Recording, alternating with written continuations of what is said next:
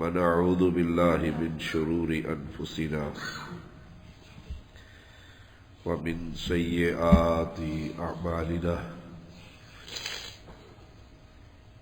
من يهده الله فلا مضل له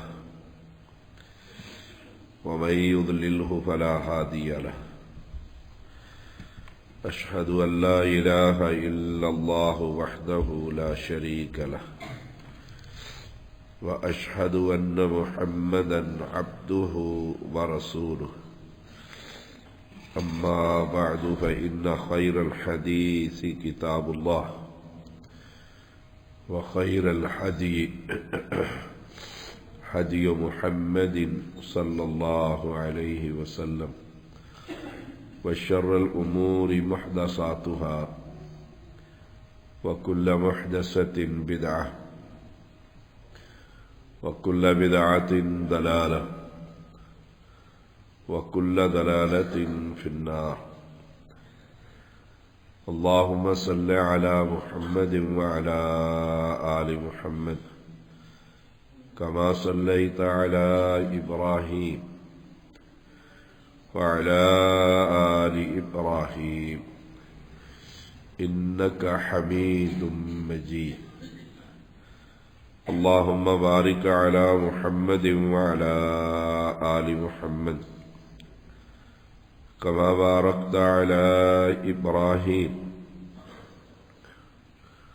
وعلى آل إبراهيم إنك حميد مجيد فأعوذ بالله السميع العليم من الشيطان الرجيم اعلموا أنما الحياة الدنيا لعب وله وزينة وتفاخر بينكم وتكاثر في الأموال والأولاد كمثل غيث أعجب الكفار نباته ثم يهيج فتراه مصفرا ثم يكون حطاما وفي الآخرة عذاب شديد ومغفرة من الله ورضوان وما الحياة الدنيا إلا متاع الغرور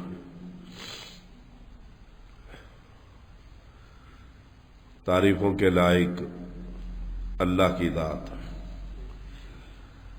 انگن درود و سلام محمد الرسول اللہ صلی اللہ علیہ وسلم پر۔ پچھلے جمعے بھی بات ایک حدیث پر چل رہی تھی۔ ابن عمر رضی اللہ تعالی عنہما بیان کرتے ہیں دنیا میں ایسے رہو کن فی الدنیا کأنک غریب، جیسے کوئی مسافر ہوتا ہے، او عابر سبیل، یا راستہ عبور کرنے والا ہوتا ہے۔ قرآن مجید انسان کو دعوت ہی دیتا رہتا ہے۔ فرمایا جان لو دنیا کی زندگی کھیل اور تماشا، 5 چیزیں ہیں۔ شروع میں انسان بچہ ہوتا ہے اور کھیل تماشے میں 10 سال گزار دیتا ہے، نہ کھانے کی فکر، نہ پہننے کی فکر، نہ کمانے کی فکر، اسے نہیں خبر کہ والد میرا یہ چیز خرید کر دے سکتا ہے یا نہیں، اس نے ضد کرنی ہے۔ یہ پہلا سٹیپ ہے اور ہر انسان اس سٹیپ سے گزرتا ہے۔ دوسرا معنی، ایک ہی دیوار کے ایک طرف میت پڑی ہوتی ہے اور دوسری طرف بچہ پیدا ہو جاتا ہے، کھیل تماشا نہیں ہے۔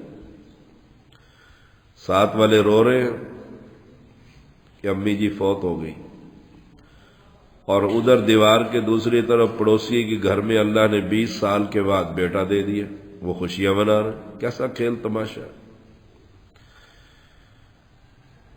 نمبر 2، وزینت، جو ہی انسان تھوڑی سی شعور کی زندگی میں آتا ہے پھر بناؤ سنگھار میں لگ جاتا ہے۔ یہ ہمارے طلباء ہیں، ان کے جیبوں میں چھوٹے چھوٹے شیشے، چھوٹے چھوٹے کنگے، جہاں موقع ملتا ہے بال سنوار لو۔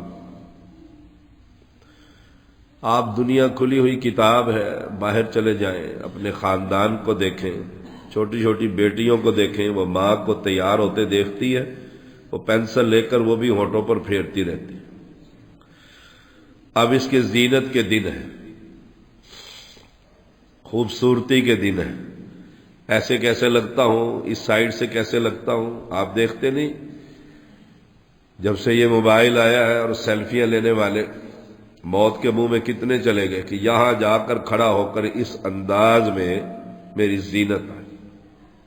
یہ دوسرا سٹیپ ہے، اس سے بھی ہر انسان ہی گزرتا ہے، کچھ کم، کوئی کم اور کوئی زیادہ، کئی تو دن رات اسی میں ہی لگے رہتے ہیں۔ کسی طریقے سے سرجری کروا لیں، چہرہ خوبصورت بن جائے، ناک پتلا کروا لیں، پیشانی چوڑی کروا لیں۔ وزینت، یہ زینت ہے، یہ دوسرا سٹیپ ہے انسان کا۔ نمبر 3، وتفاخر بینکم، وتفاخر بینکم، آپس میں فخر کرنا، فی الاموال والاولاد، میرے پاس گاڑی ہے، میرے 10 بیٹے ہیں، اللہ کا شکر ہے۔ اولاد میں مقابلہ، بھائیوں سے، بہنوں سے، خاندان سے، شریکوں سے، علاقے سے۔ دوسرا آدمی خوف کھاتا ہے کہ نہیں بڑا آدمی ہے، لڑائی نہیں مول لیتے، ان کے اپنے گھر کی ہی کرکٹ ٹیم ہے۔ وَتَفَاخُرٌ بَيْنَكُمْ وَتَكَاثُرٌ فِي الْأَمْوَالِ وَالْأَوْلَادِ۔ نمبر 3، فخر کرنا، پھر قومیت کا فخر ہے، میں سید ہوں، میں جاٹ ہوں، میں گجر ہوں، اس پر فخر کرتا ہے۔ یہ کمی کمین ہے، یہ نیچ قوم کے ہیں۔ اللہ اکبر۔ بلال رضی اللہ تعالی عنہ امیر المومنین عمر بن خطاب رضی اللہ تعالی عنہ کے پاس آئے، اور سید جو تھے وہ بیٹھے ہوئے تھے انتظار میں بڑے دیر سے۔ غلام نے کہا بلال آیا ہے، فوراً اندر کر لی۔ وَتَفَاخُرٌ بَيْنَكُمْ،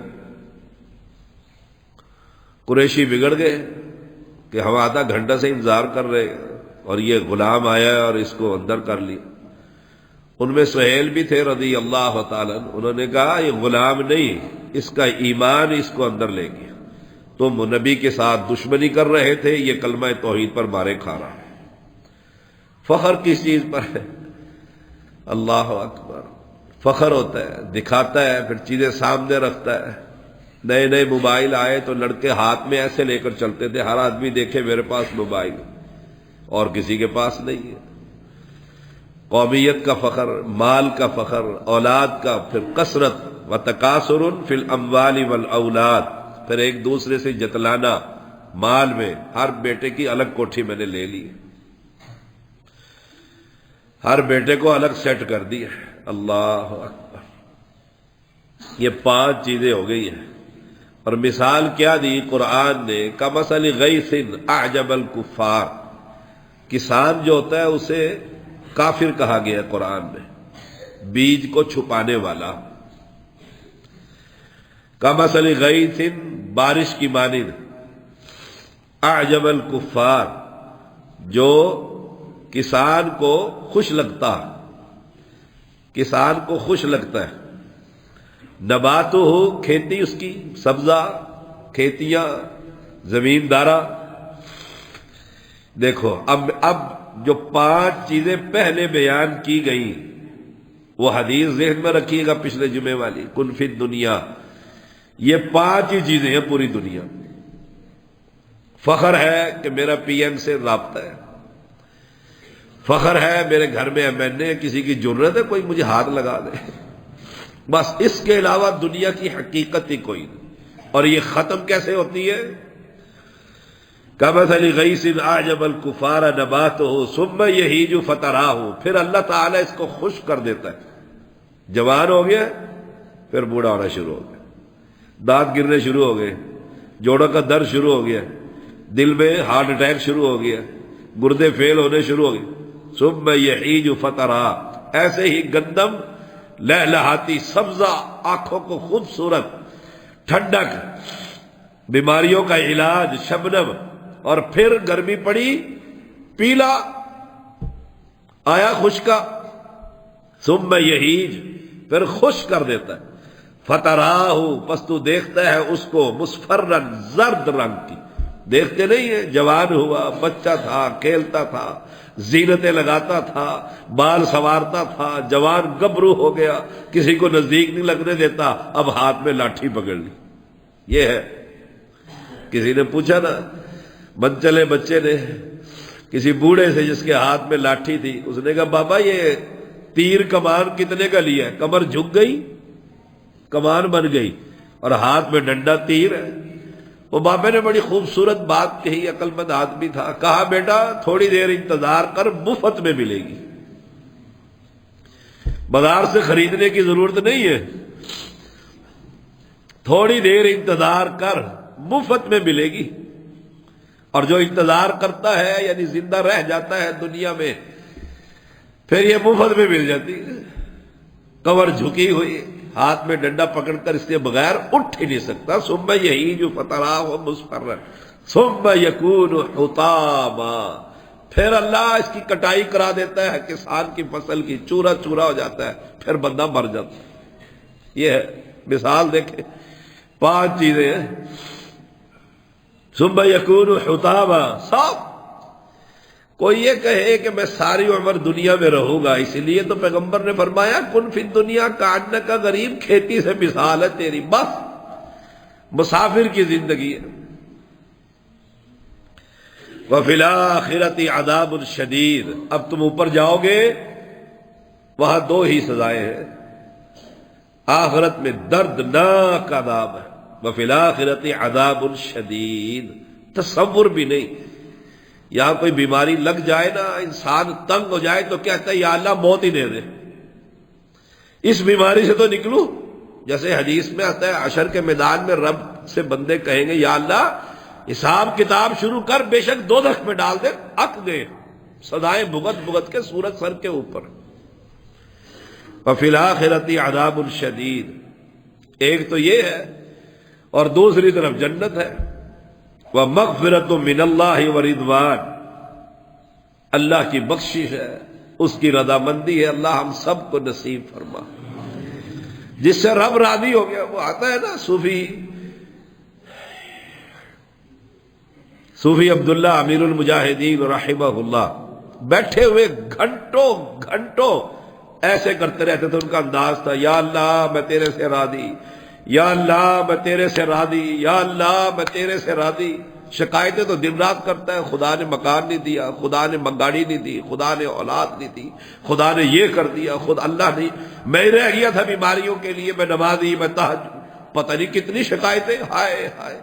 جو یہ کہے میں اللہ تیرے سے راضی، وہ رب سے پھر شکایتیں نہیں کرتا ہوتا۔ ایک بندے نے پوچھ لیا، اس نے کہا روز آپ گھنٹوں یہ وظیفہ کرتے ہیں یا اللہ میں تیرے سے راضی، اس کا فائدہ کیا ہے؟ کہا اگر میرے رب نے ایک دفعہ کہہ دیا نا عبداللہ میں بھی تیرے سے راضی، میری تو پار ہو گئی کشتی۔ یہ ہے ورضوان، نعمتیں۔ پھر آخر میں پھر کیا فرمایا؟ وَمَا الْحَيَاةُ الدُّنْيَا إِلَّا مَتَاعُ الْغُرُورِ، دھوکہ ہی دھوکہ ہے یہ دنیا کی زندگی، دھوکہ ہی دھوکہ ہے۔ قرآن مجید پڑھا کریں، یہ اللہ نے ہمارے لیے بھیجا ہے۔ فرمایا وَمَنْ أَرَادَ الْآخِرَةَ وَسَعَى لَهَا سَعْيَهَا وَهُوَ مُؤْمِنٌ، جو شخص آخرت کا ارادہ کرتا ہے پھر اس کے لیے صحیح معنوں میں کوشش بھی کرتا ہے۔ دیکھیے 2 باتیں اس بھی آیت میں، وَمَنْ أَرَادَ الْآخِرَةَ، جس کا ارادہ ہے آخرت کا، کیا؟ جنت، نبی کا پڑوس، ابو بکر کی مجلس صحابہ کے ساتھ بیٹھو، جنت الفردوس میں مکان مل جائے، پھر وہ کیا کرے؟ ارادہ ہی نہیں صرف کہ تبلیغی جماعت کی طرح ارادہ کیا تو ثواب شروع ہو گیا، ارادے کے بعد وسعی لہا سعیہا، حقیقت میں وہ کوشش کرے کہ اس دنیا سے میرا کیا تعلق، کوشش کرے، آخرت کی تیاری کرے، خیال کرے یہ مدرسہ ہے، یہ مسجد ہے، یہ جامعہ ہے، یہاں پر ضروریات ہے، بس پھر ہو جائے اس کا، پھر کہہ دے کہ آپ کو کیا پریشانی، میں جو بیٹھا ہوا اللہ نے مجھے دے رکھا ہے، وسعی لہا سعیہا، پھر صحیح معنوں میں اس کی کوشش کرے۔ اور پھر شرط جو ہم ہمیشہ سال سے بتاتے آ رہے ہیں، خالی کوشش بھی نہیں، کوشش تو تبلیغی بھی کرتے ہیں، کوشش تو اور بڑے مسلمان کرتے ہیں، عید میلاد منانے والے کرتے ہیں کوششیں، وسعی لہا سعیہا وہو مؤمن، اسے پتا ہو کہ اللہ کون ہے، اسے عقیدے کی خبر ہو، وہ مانتا جانتا ہو کہ وہ معبود برحق ہے، اس کے سوا کوئی نہیں، خالی کوششیں کرتا رہے، جنگلوں میں چڑھ جائے، بیکار ہے۔ وَهُوَ مُؤْمِنٌ، ایماندار ہو، ایمان کی خبر ہو اسے، اللہ کے علاوہ کسی کی عبادت نہ کرتا ہو، اور نبی کے طریقے کے علاوہ کسی سے پوچھنا بھی گوارا نہ کرتا۔ بس جب نبی کی خبر مل گئی کہ نماز کا طریقہ یہ ہے، اب سارا خاندان دشمن کیوں نہ ہو، میں نے نماز ایسے ہی رفع الیدین کے ساتھ پڑھنی، پھر کوئی دنیا کی پرواہ نہیں۔ فَأُولَئِكَ كَانَ سَعْيُهُمْ مَشْكُورًا، پس یہی لوگ ہیں جن کی کوشش کی اللہ کے ہاں بڑی قدر ہوگی، بڑی قدر ہوگی۔ ہائے ہائے، یہاں انسان قدردان ہوتا ہے، آپ کسی کی بچی کی فیس بھر دیں، کسی کی شادی غریب کی کروا دیں، وہ جہاں ملتا ہے کہتا ہے میرے بچے بھی آپ کے غلام ہیں، میرے بچے بھی آپ کے غلام رہیں گے، آپ نے مجھ پر بڑا احسان، وہ تو بادشاہ ہے، وہ نہیں قدر کرے گا، وہ قدردان۔ لیکن ایمان کی حالت میں، توحید کی حالت میں، عبداللہ بن عمر رضی اللہ تعالی عنہما اس حدیث کے راوی ہیں، کن فی الدنیا کأنک غریب او عابر سبیل، کہ راستہ عبور کرنے والا، راستہ عبور کرنے والا تو کھالے کے اوپر سے چھلانگ مار کے آگے چلا جاتا ہوتا ہے، یہ دنیا راستہ ہے۔ کیسے؟ اللہ سے ہی لو لگا لی، دیکھو اللہ سے ہی لو لگا لیجیے۔ میں نے پچھلے جمعے شاید بتایا تھا کہ پیغمبر علیہ السلام نے فرمایا حفصہ تیرا بھائی جو عبداللہ ہے بڑا نیک بچہ ہے، اگر یہ تہجد قیام اللیل مستقل شروع کر دے، اللہ۔ ایک اور آیا، آپ نے فرمایا بالوں کو سنوار لے، ہے بڑا اچھا لیکن بال بڑے پراگندہ رکھتا ہے، دیکھو سمجھانے کا انداز۔ عبداللہ بڑا نیک ہے، بس ایسی سنی، حفصہ نے کہا عبداللہ نبی یاد کرتے تھے، کہا کیا فرماتے تھے؟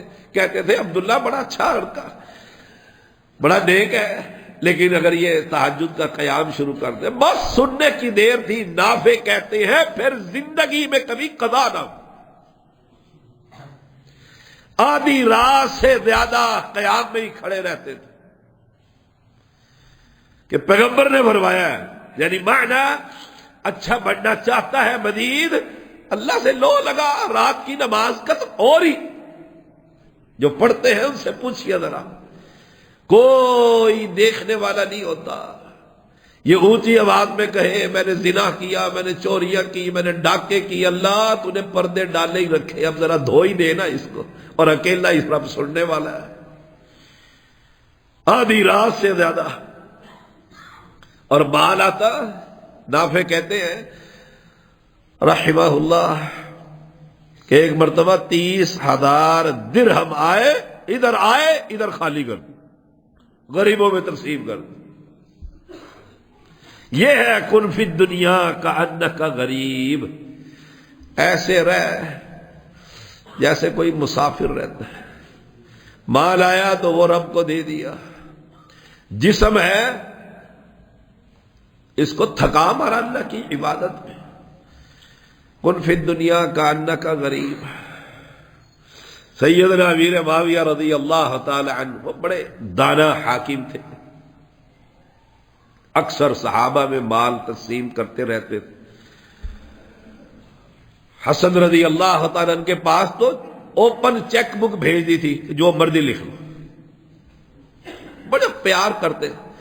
1,00,000 درہم عبداللہ ابن عمر کو بھیج دیا کہ یہ امیر المومنین کا بیٹا ہے، بڑا نیک نوجوان ہے. ادھر پیسے گرے، چند دن بھی نہ گزرے سارے ہی صاف، سب دے دی. اللہ کے راستے میں تقسیم کر دی. اللہ کے راستے میں تقسیم وہی کرتا ہے جس کا دل اس کو مسافر سمجھتا ہے. یہ زندگی گئی اور گئی.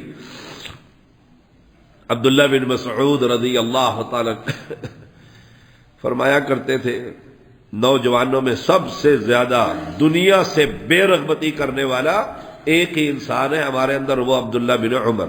کیوں؟ وہ فرماتے ہیں نبی نے فرمایا کن فی الدنیا کانک غریب او عابر السبیل. جابر بن عبداللہ رضی اللہ تعالی عنہما کا قول ہے جس کے پاس بھی دنیا آئی کچھ نہ کچھ تو اثر ہوتا ہی ہے. مکان بنا لیا، گاڑی لے لی، لینی بھی چاہیے، اس میں کون سی حرج کی بات ہے. دین ہے، اچھا گھر نعمت ہے، بڑا گھر کھلا گھر نعمت ہے، سواری اچھی نعمت ہے، پیغمبر کا فرمان. لیکن صرف یہی کرتا رہے اور اللہ سے کوئی تعلق ہی نہ ہو. فرمایا دنیا آئی ہے ہم میں ہر ایک کے پاس تھوڑی بہت زیادہ، لیکن واحد عبداللہ ہے جس نے دنیا نے اس پر اثر نہیں چھوڑا. یہ ہے راوی اس حدیث. اور آگے حدیث کے لفظ ہے اذا امسیت فلا تنتظر الصباح. شام ہو جائے تو صبح کا انتظار نہ کر. دیکھو، شام ہو جائے صبح کا انتظار نہ کر. وَإِذَا أَصْبَحْتَ فَلَا تَنْتَظِرِ الْمَسَاءَ. اور جب صبح ہو جائے تو شام کا انتظار. شام کا پتہ ہے ہمیں؟ سوچئے گا، آپ اپنے آپ سے پوچھئے گا ہم شام تک زندہ رہیں گے؟ گارنٹی ہے کسی کے پاس؟ یہ تو پانی کا بلبلہ ہے. بچے دیکھتے نہیں آپ، وہ صابن حل کر کے وہ لے لیتے ہیں، پھر پھونک مارتے ہیں، وہ ہوا میں بلبلے بنتے ہیں اور وہ اچانک پھٹ جاتے ہیں، بچے خوش ہوتے ہیں. چلتا دل. میں حیران ہوں، اپنی ہاتھوں سے ہم جنازے اٹھاتے، پڑھاتے، کفناتے، نہلاتے ہیں، لیکن مجال ہے یہ خیال آ جائے دل میں کہ میرا بھی کوئی نلا شرانے کا بندوبست نہ ہو جائے یہیں پر.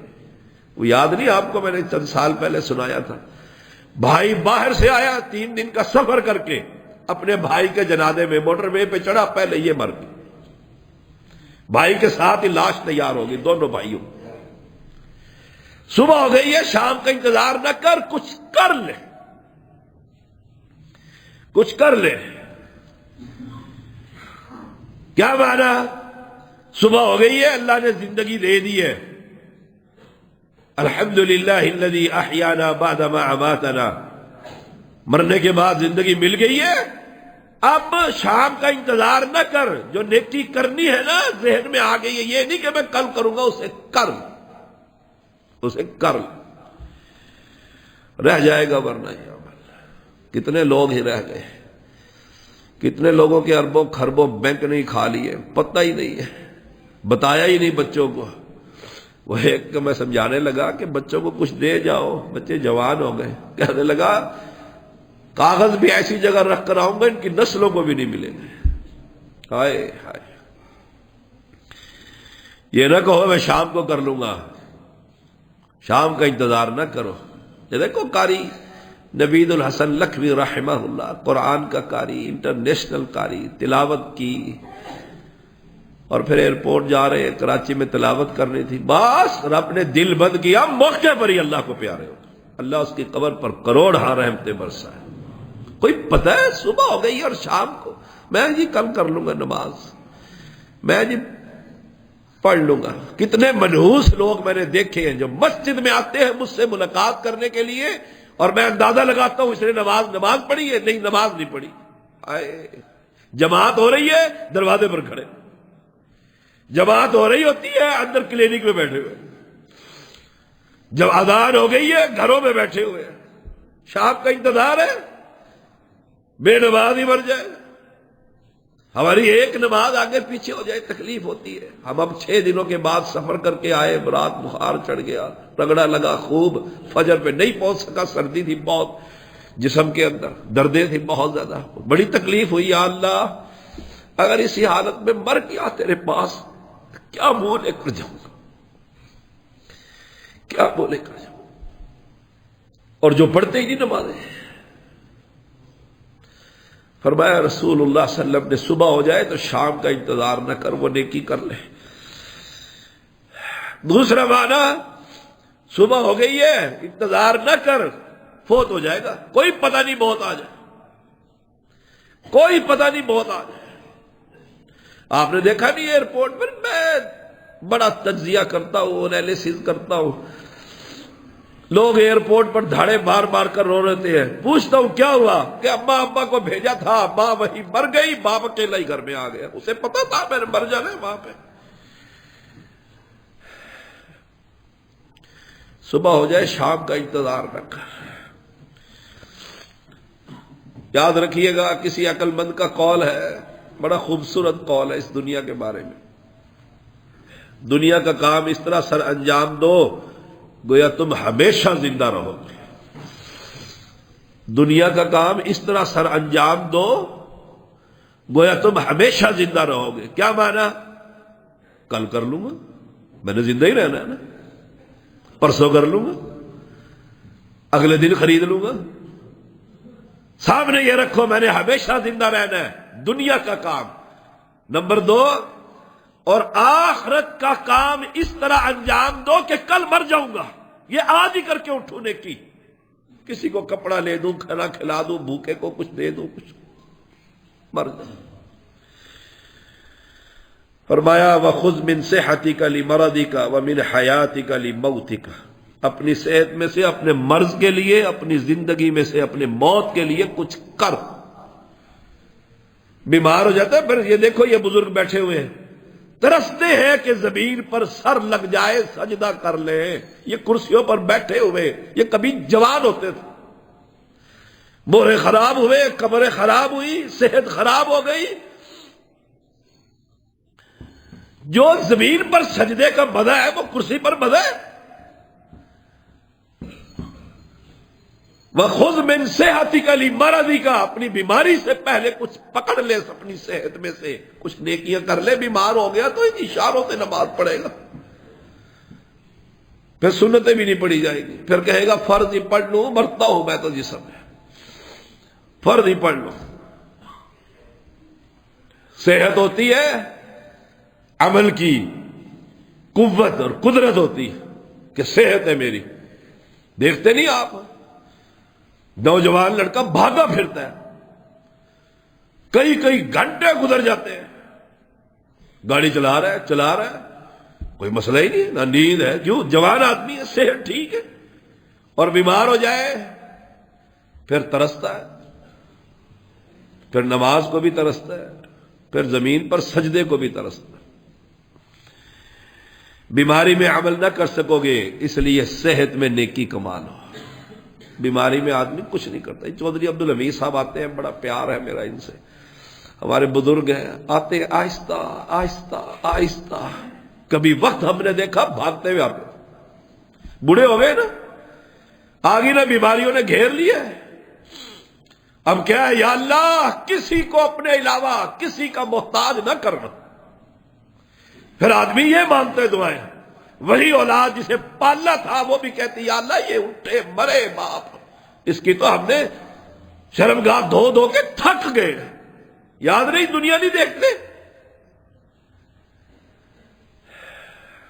آخری بات، شیخ الاسلام ابن تیمیہ رحمہ اللہ کا قول ہے، انسان کو چاہیے اپنے مال کو گدھے کی طرح سمجھے جس پر کبھی کبھار سواری کر لیتا ہے، کبھی کبھار سواری کر لیتا ہے، یا بیت الخلا جیسا قرار دے جس میں قضائے حاجت کے لیے داخل ہوتا ہے۔ یہ ہے دنیا کا مال، یہ معنی ہوگا نا الہاکم التکاثر حتی زرتم المقابر، جو تباہی مچا دے گا۔ 5 سوال ہے، وہ بڑے اہم سوال ہے، بڑی مشہور حدیث ہے، اس میں ایک ہی بات ہے، کمایا کہاں سے، خرچ کہاں کیا۔ اگر اسی پر انسان سوچنے لگ جائے شاید ہی جنت میں کوئی جائے۔ مولوی نے کمایا غلے توڑ کر، میں دکاندار ہوں تو بھائی کی چمڑی ادھیڑ کر، میں دفتر میں بیٹھا ہوا تو راشی بن کر، کوئی ہے؟ اللہ ہم سب کو ہدایت